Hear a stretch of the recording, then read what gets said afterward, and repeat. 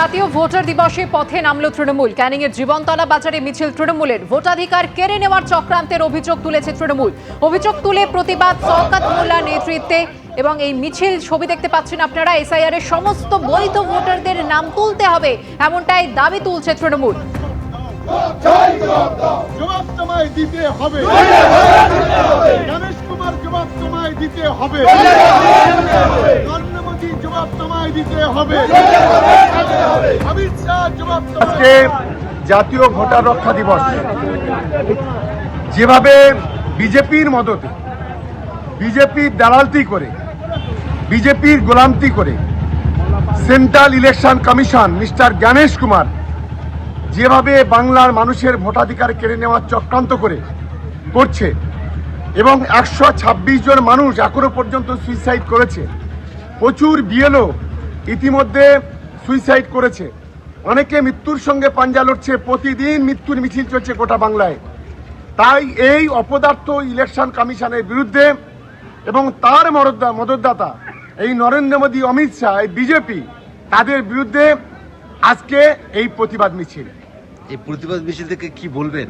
আমরা এই প্রতিবাদ মিছিলে আমাদের একটাই দাবি, নিঃশর্তে প্রত্যেকটি মানুষের ভোটার লিস্টে নাম তুলতে হবে যারা বৈধ ভোটার। দিকে দিকে বিডিও অফিসে তাণ্ডবের পর এবার আক্রান্ত মাইক্রো অবজারভার। কুমারগঞ্জে মাইক্রো অবজারভারকে চোর, সেই ভিডিও ভাইরাল হয়েছে।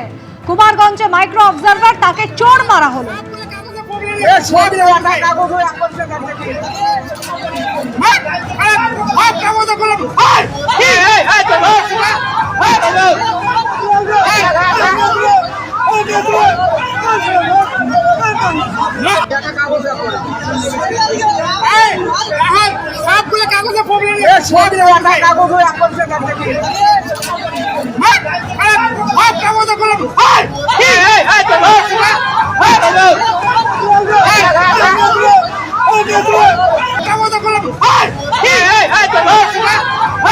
ক্যানিং সন্দেশখালীর ছবি আপনাদের দেখিয়েছে, সেখানে কিভাবে এসআইআর এর শুনানি চলাকালীন তাণ্ডব চলে। ফরাক্কার বিডিও অফিস, মনিরুল ইসলাম তৃণমূল বিধায়ক, তিনি গিয়ে রীতিমতো চেয়ার টেবিল ভাঙচুর করা হয়, তার সামনে তার অনুগামীরা ভাঙচুর চালায়, তাণ্ডব চালানো হয় এবং তারপরে এবার মাইক্রো অবজারভার তিনি আক্রান্ত হলেন।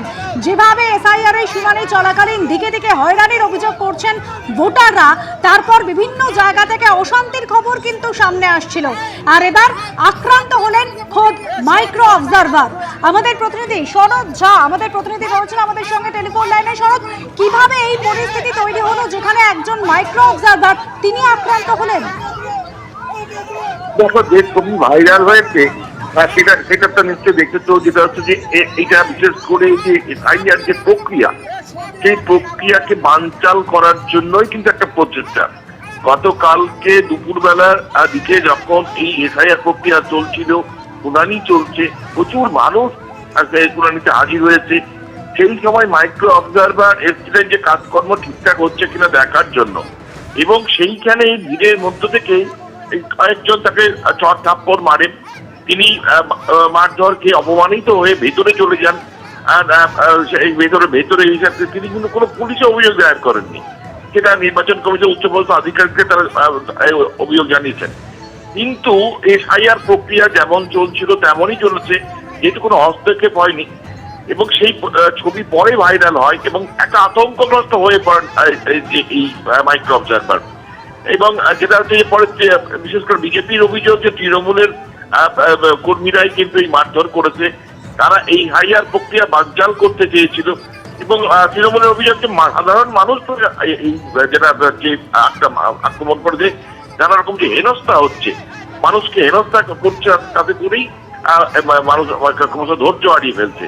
কিন্তু মূল বিষয়টা হচ্ছে এইটা কিন্তু একটা এই প্রক্রিয়া, এসআইআর প্রক্রিয়ায় যে কন্টিনিউয়াস একটা প্রক্রিয়া, সেই প্রক্রিয়ায় একটা গন্ডগোল করতে চেয়েছিল, যার জন্য যেহেতু তিনি হস্তক্ষেপ করেননি, এখানে কিন্তু পুলিশ সিকিউরিটিও ছিল কিছু, এবং প্রত্যেকেই নীরব দর্শক ছিলেন, কিন্তু তিনি আক্রান্ত হয়েও চুপ করে দেখে পুরো প্রক্রিয়া চলতে দিয়েছেন বলেই কালকে কিন্তু হয়েছে।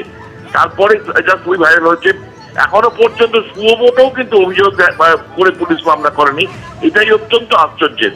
তবে দিকে দিকে একটা চক্রান্ত হচ্ছে, ষড়যন্ত্র হচ্ছে, যাতে প্রক্রিয়া মাঝপথে বানচাল করে দেওয়া যায়। সব করেও শেষ পর্যন্ত শেষ রক্ষা হতে পারছে না। এসআইআর এগোচ্ছে, নতুন নতুন রাস্তা তৈরি করছে ইলেকশন কমিশন যাতে সুষ্ঠুভাবে হয়। তো এখনও মমতা ব্যানার্জির লোকেরা চেষ্টা করছেন এটাকে ভেস্তে দেওয়ার। এবিপি আনন্দ, এগিয়ে থাকে, এগিয়ে রাখে।